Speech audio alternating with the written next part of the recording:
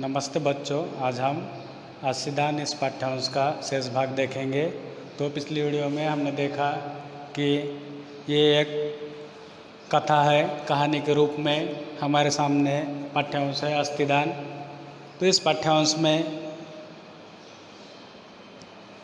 देव देवताओं के बारे में, जो कि सृष्टि के निर्माता ब्रह्मा जी यानी ब्रह्मदेव, वह यहाँ देवताओं को, जो इस कहानी में वृत्तासुर नामक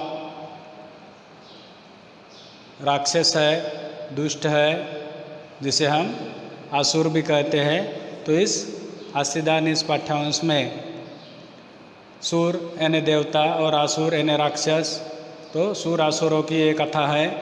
तो इस कथा में इंद्रदेव सहित सभी देवता वृत्तासुर के जांच को, उसके आतंक को परेशान है। तो सब मिलके ब्रह्मा जी के पास वृत्तासुर के इस कष्ट से या पीड़ा से बचने के लिए उपाय या सलाह मांगने जाते हैं। तो ब्रह्मा जी उन्हें सलाह या उपाय बताने को राजी होते हैं।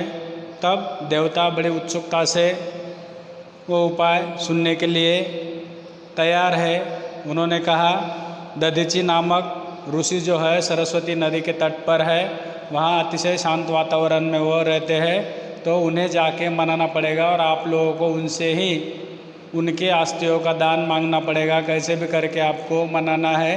और तब इंद्र बोलते हैं अस्थियाँ, और अस्थियों से क्या होगा, वृत्तासुर कैसे मरेगा। तब वो कहते हैं कि दधीचि महर्षि ऋषि की अस्थियाँ लाकर आपको देवताओं के जो कारीगर है, त्वष्टा, उसको देनी है अस्थियाँ, और उससे वो वज्र नामक अस्त्र बनाएगा और उस अस्त्र से वृत्तासुर मारा जाएगा। ऐसे ब्रह्मा जी देवताओं को और इंद्र भगवान को बताते हैं। तब वो प्रणाम करके निकलते हैं आगे।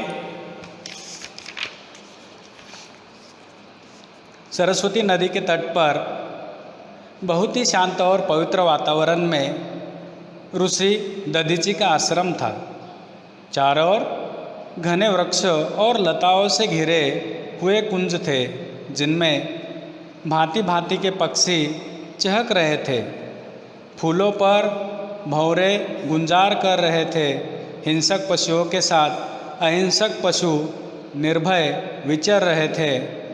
ऋषि की करुणा और परोपकार के प्रभाव से पशु पक्षी तक अपना स्वाभाविक वैर भूलकर परस्पर प्रेम से रहते थे। तब ब्रह्मा जी को प्रणाम करके और उनसे आशीर्वाद लेके सब देवता, उनके राजा इंद्र के साथ वहाँ सरस्वती नदी के तट पर निकलते हैं। वहाँ उन्होंने देखा कि जो सरस्वती नदी के तट पर महर्षि या ऋषि दधीचि रहते हैं, वहाँ का वातावरण बहुत ही प्रसन्न है, पवित्र है, और वहाँ सभी पशु पक्षी स्नेह से रह रहे हैं। अपना बैर छोड़ के वो वहाँ कुशलता से रह रहे हैं, इकट्ठा विचर रहे हैं, इधर उधर घूम रहे हैं। तो उस वातावरण में ये देवताओं को बड़ा ही आह्लाददायक वातावरण वो महसूस हुआ, नज़र आया। एक मृगछोने के पैर में कुश की नोक घुस जाने से घाव हो गया था। ऋषि दधीचि उसकी देखभाल कर रहे थे। उसी समय सूरों का दल वहाँ आ पहुँचा और सरस्वती नदी का जो तट है, वहाँ पे ये महर्षि दधीचि ऋषि का जो आश्रम है, वहाँ बहुत ही प्रसन्न वातावरण है। और उस वातावरण में ऋषि अपने कुटिया में एक मृगछोने ने हिरण के छोटे बच्चे को वहाँ, जो कुश यानी एक पौधा है, उसका तीक्ष्ण टोक उसके पैरों में चुभ गया था। तो उसकी सेवा में ये ऋषि लीन है। तभी वहाँ ये सूर्य देवताओं और उनका दल यानी इंद्रदेव और बाकी सभी देवता पहुँचे हैं। देवताओं को देखकर ऋषि प्रसन्न हुए और बोले, स्वागत, मेरा अहोभाग्य कि आपने इस कुटिया को पवित्र किया। आइए, पधारिए, दधीचि का तन मन आपकी सेवा में प्रस्तुत है। इंद्र बोले, ऋषिवर, आपके दर्शन पाकर धन्य हुए। आपके यश का सौरभ तीनों लोकों में फैला है। आपके परोपकार की गाथाएँ गंधर्वगण गाते हैं। पाताल में नाग कन्याएँ आपका गुणगान करती है। अपनी प्रशंसा से संकुचा कर ऋषि ने कहा, आपको अतिथि रूप में पाकर मैं धन्य हूँ। मुझ वनवासी का आतिथ्य ग्रहण कर कृपा कीजिए। आश्रम में विश्राम कर इसे पवित्र बनाइए। निसंकोच आज्ञा दीजिए, मैं आपकी क्या सेवा करूं। तब देव देवताओं को देखकर ऋषिवर बहुत ही प्रसन्न हुए हैं। उन्होंने उनका स्वागत किया है और कहते हैं कि मेरा अहोभाग्य कि मेरे जैसे गरीब की कुटी में अब देवों के राजा इंद्र और उनके सभी देवता वहाँ उपस्थित है। तो ऋषिवर को अपनी कुटिया वहाँ जो ये लोग पधारे हैं तो उन्हें बहुत ही प्रसन्नता हुई है। ऋषि देव देवताओं को देखकर बहुत ही प्रसन्न हुए हैं और बोले कि मैं आपकी सेवा में प्रस्तुत हूँ।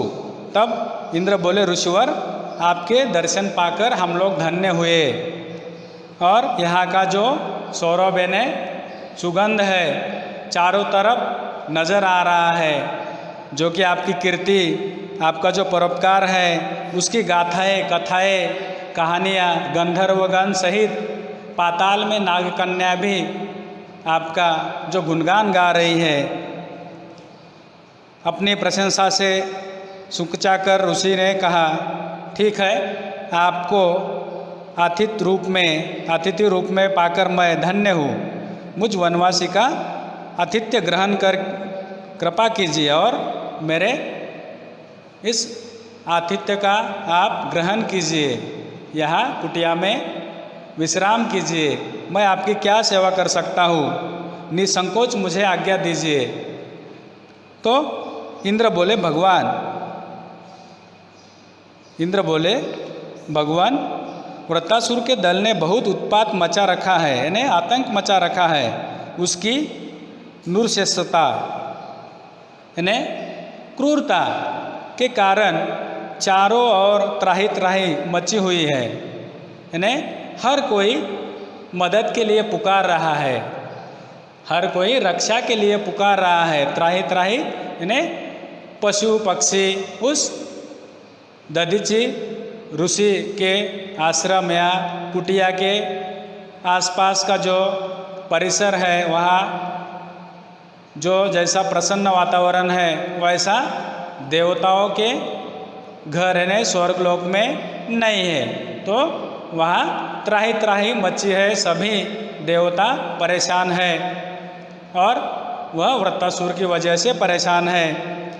अकारण प्राणिवध करना उसका स्वभाव है। सुरों को तो वह विशेष रूप से कष्ट दे रहा है।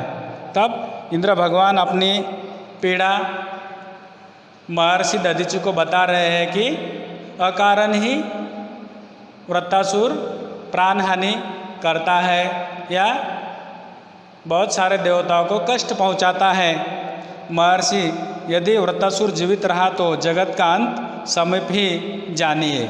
और ऋषि दधीचि को इंद्र बोलते हैं, अगर वृत्तासुर का उत्पात या आतंक ऐसा ही रहा तो ये जो स्वर्गलोक है या जगत है ये पूरी दुनिया नष्ट होने में कुछ ही देर लगेगी।